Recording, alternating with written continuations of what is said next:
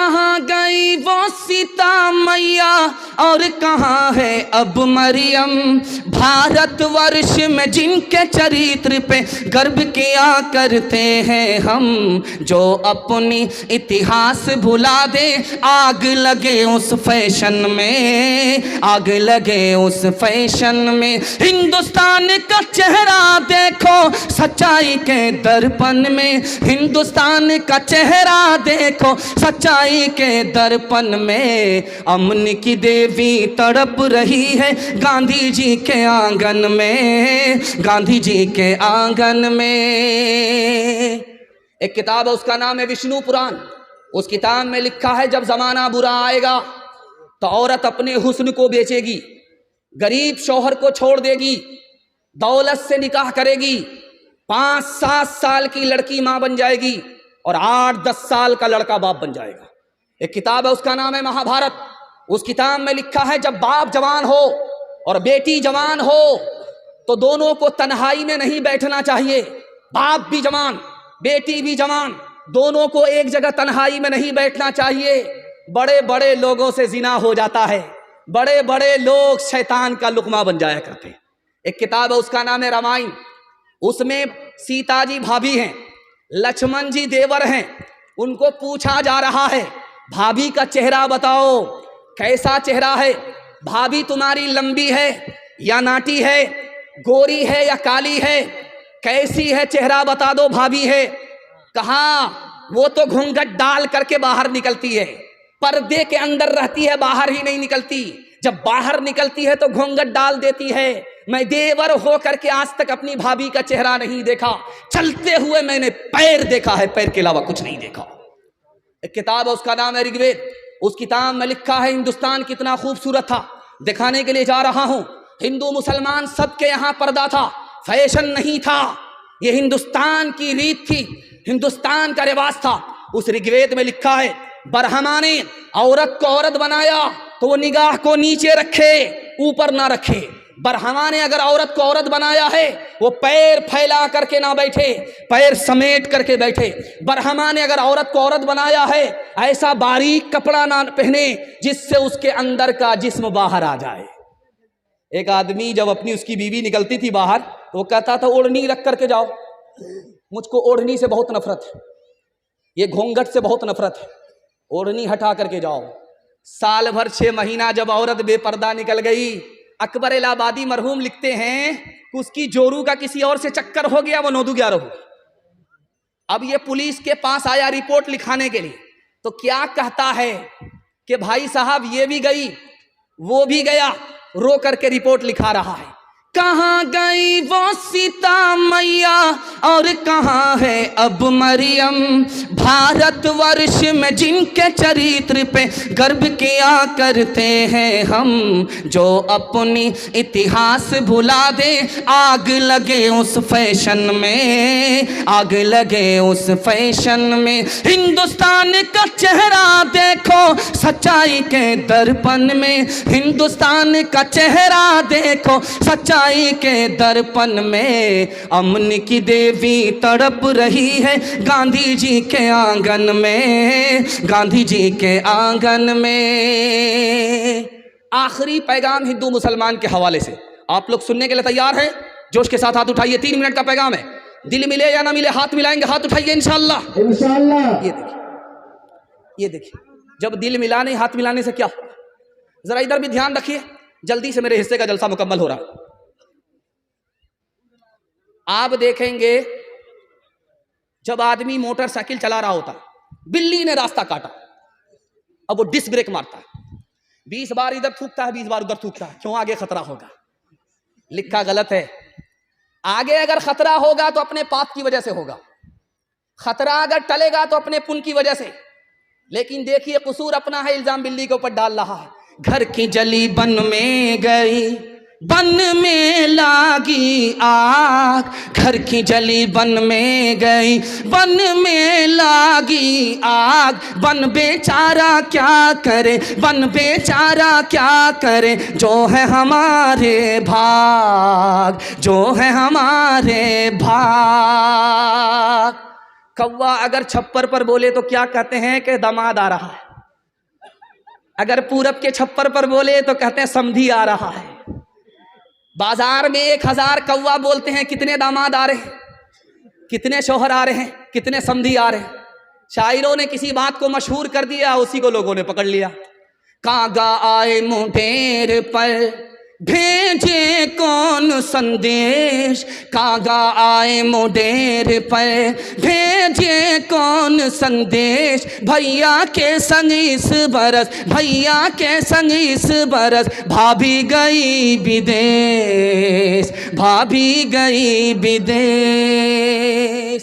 سانپ اور بکری میں فرق دیکھیے. بکری گھاس کھا کر کے دودھ دیتی ہے مالک کو, لیکن سانپ مالک کا دودھ پی کر کے مالک ہی کو ڈس لیتا ہے. یہ ہوا نمک حرام, کہ جس کا نمک کھایا اسی کی نمک حرامی کیا. ایک مثال ہے, بہت خوبصورت چھوٹا بچہ ہے آپ کا, اس کو آپ کوئی تحفہ دینا چاہیے, چاکلیٹ دیجئے, وہ باپ کا منہ دیکھتا ہے, پکڑتا نہیں ہے. کیا مطلب ہوا؟ باپ نے جیسے ہی اشارہ کر دیا وہ لپک لیتا ہے. باپ کا اشارہ نہیں ہے وہ پکڑتا نہیں ہے. مطلب کیا ہے؟ باپ کی اجازت ہے تو پکڑیں گے, باپ کی اجازت نہیں ہے تو نہیں پکڑیں گے. ہم خدا کے بندے قدم اٹھانے سے پہلے نہیں سوچتے ہیں کہ خدا کی مرضی ہے یا نہیں ہے. اس نادان بچے سے بھی ہم بدتر. بکری کو گھاس لا کر کے آدمی دیتا ہے, بھوک میں بکری گھاس کھا رہی ہے, پتا کھا رہی ہے. جیسے ہی مالک نے اس کو پکارا وہ گھاس چھوڑ کر کے اپنے مالک کی طرف متوجہ ہو جاتی ہے. اور ہمارا خدا سرکاری اعلان مسجد سے کرتا ہے, ہم اس طرف دھیان نہیں دیتے, ہم اس بکری سے بھی بدتر ہیں. آخری مثال ہے, آپ دیکھیں گے رات کا بچا ہوا بھات ہے, اس کو صبح آدمی پانی ملا کر کے کھاتا, اس کو پنتا بھات کہتے ہیں. ایک آدمی کھا رہا تھا سبحان اللہ, ایک آدمی کھا رہا تھا ماشاء اللہ, ایک آدمی کھا رہا تھا الحمدللہ. لوگوں نے کہا تم نے خدا کی عادت بگاڑ دیا. اتنا جب اللہ کا شکر ادا کرو گے باسی بھات کھا کر کے تو روزانہ باسی بھات ہی کھلائے گا. ایک دیکھو, ہم کو جب تک بریانی نہیں ملتی ہم اللہ کا نام نہیں لیتے. اپنے مرکز سے نہ چل منہ پھیر کر بہرے خدا, بھولتا ہے کوئی اپنی انتہا اور ابتدا. یاد ہے وہ دور بھی تجھ کو کہ جب تو خاک تھا, کس نے اپنی سانس سے تجھ کو منور کر دیا. کب تک آخر اپنے رب کی نعمتیں جھٹلائے گا, کب تک آخر اپنے رب کی نعمتیں جھٹلائے گا. پھول میں خوشبو بھری جنگل کی بوٹی میں دوا, بحر سے موتی نکالے صاف روشن خوشنما, آگ سے شعلہ نکالا ابر سے آب صفا. کس سے ہو سکتا ہے اس کی بخششوں کا حق ادا, کب تک آخر اپنے رب کی نعمتیں جھٹلائے گا. راحت میں اللہ کا شکر ادا کریں گے, ہاتھ اٹھا دیجئے انشاءاللہ. صبر نہیں ہوگا خودکشی کریں گے, ہاتھ اٹھائیے انشاءاللہ. خیر, تیار رہیے, ہم بھی جنازہ پڑھنے کے لیے تیار ہیں. تیسرا بڑا خوبصورت پیغام, جلدی سے مہمان آ چکے ہیں, ان کے لیے مجھے وقت فارغ کرنا ہے. آپ بہت دھیان سے سن لیں, اللہ آپ کو جزائے خیر دے. دھیان سے سنیے گا, اللہ کے رسول کے حوالے سے پیغام آپ کو سنانے کے لیے جا رہا ہوں, ان کی فیملی کے حوالے سے پیغام سنانے کے لیے جا رہا ہوں, اس کو دھیان سے سنیے گا. اللہ کے رسول نے ابو بکر سے کہا, ابو بکر عائشہ کے اوپر انگلی اٹھ رہی ہے, تمہارا کیا خیال ہے, تمہاری بیٹی ہے. تو کہا یا رسول اللہ میں کچھ نہیں کہہ سکتا, آپ کا جو فیصلہ ہوگا مجھ کو ہر حال میں تسلیم ہوگا. حضرت عثمان سے پوچھا, عثمان عائشہ کے بارے میں, میری بیوی کے بارے میں تمہارا کیا خیال ہے؟ کہ یا رسول اللہ آپ کی چپل میں نجاست تھی, آپ کے جوتے میں نجاست تھی, اللہ نے آپ کو مسجد میں آنے نہیں دیا. کہا پہلے جوتا اتاریے اس کے بعد مسجد میں آئیے, ایسا ہو نہیں سکتا, آپ کی بیوی ناپاک آپ کے پاک بستر پر آ جائے, ہو نہیں سکتا. حضرت علی سے پوچھا, علی تم کیا کہتے ہو میری بیوی کے بارے میں جس پر انگلی اٹھ رہی ہے؟ کہ آپ کے جسم پر کبھی مکھی نہیں بیٹھی, آپ کے پاک بستر پر کوئی ناپاک عورت بیٹھ نہیں سکتی. حضرت عمر سے پوچھا عمر تم کیا کہتے ہو عائشہ کے بارے میں؟ کہ یا رسول اللہ عائشہ کا نکاح خدا کی مرضی سے ہوا تھا، عائشہ کا نکاح آپ نے اپنی مرضی سے نہیں کیا تھا، اگر عائشہ غلط عورت ہوتی تو خدا خود عائشہ کو آپ کے گھر سے نکال دیتا ہو۔ اللہ کے رسول نے فرمایا کہ عمر کے جملے سے مجھے اطمینان ہو گیا۔ ماں کی عمر بیٹی کی عمر برابر ہے۔ آپ کہیں گے کہ ماں کی عمر بیٹی کی عمر دونوں برابر کیسے ہو سکتی ہے؟ ماں سوتیلی ہے، بیٹی سوتیلی ہے، بیٹی کا نام فاطمہ، ماں کا نام عائشہ، دونوں کی عمر برابر، لیکن سوتیلا سلوک نہیں ہے، سہیلی جیسا سلوک ہے۔ ماں دل کی بات جوان بیٹی سے کہہ دیتی ہے، جوان بیٹی دل کی بات ماں سے کہہ دیتی ہے۔ ماں کی مجلس میں فاطمہ مسکراتی ہے تو عائشہ نے کہا بیٹی بے موقع کیوں مسکرا رہی ہو، کیوں ہنس رہی ہو؟ ہنسنے کی کوئی وجہ نہیں تو کیوں ہنس رہی ہو؟ کا خیال آیا۔ کا کیا خیال آیا؟ کہ میں تو رسول اللہ کی بیٹی ہوں، آپ تو ابو بکر کی بیٹی ہو۔ سمجھ میں آ گیا کہ بیٹی کو فخر ہو رہا ہے، ادب بھی دینا ہے، حوصلہ بھی دینا ہے۔ تو عائشہ نے کہا کہ بیٹی تم نے سچ کہا، اسی نبی کے صدقے میں ہمیں ایمان ملا، اسی نبی کے صدقے میں ہمیں قرآن ملا، اسی نبی کے صدقے میں اسلام ملا، لیکن بیٹی مجھے بھی ہنسی آ رہی ہے۔ اب بیٹی کے کان کھڑے ہوئے کہ ماں کو کس بات پر ہنسی آ رہی ہے؟ تو کہا کہ بیٹی ایک وقت آئے گا تو مر جائے گی، قبر میں پہنچے گی، ایک وقت آئے گا میں بھی انتقال کر جاؤں گی، قبر میں پہنچوں گی، جب تیرے حق میں فیصلہ ہوگا قبر سے نکل کر کے تو جنت میں جائے گی، جب میرے حق میں فیصلہ ہوگا قبر سے نکل کر کے میں جنت میں جاؤں گی۔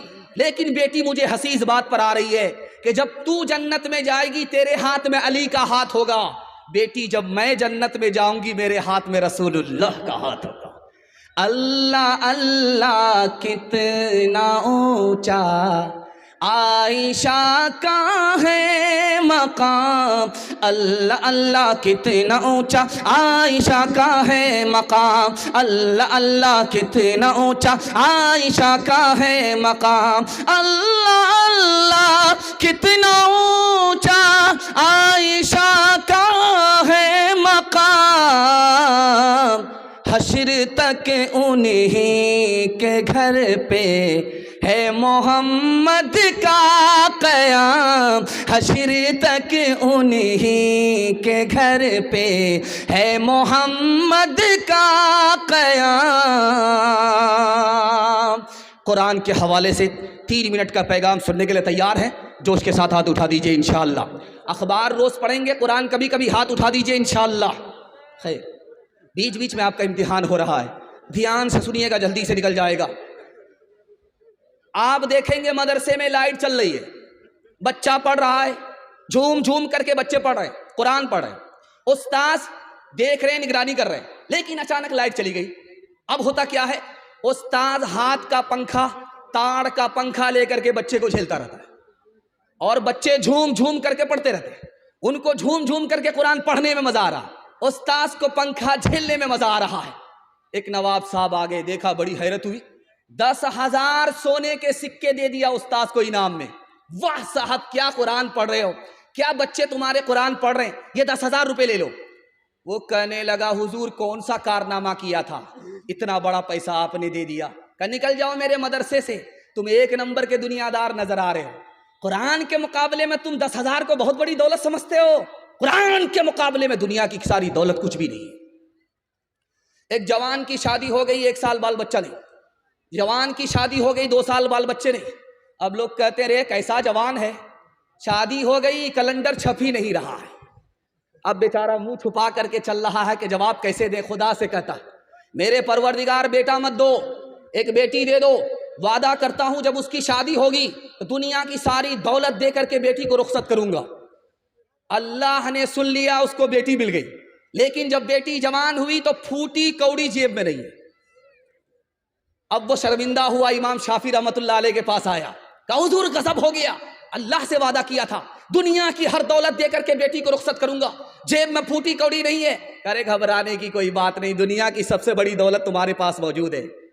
بیٹی جب زندہ رہے شادی سے پہلے اس کو قرآن کی تعلیم دو، جب بیٹی رخصت ہونے لگے تو قرآن کا ایک نسخہ اس کے ساتھ رخصت کر دو۔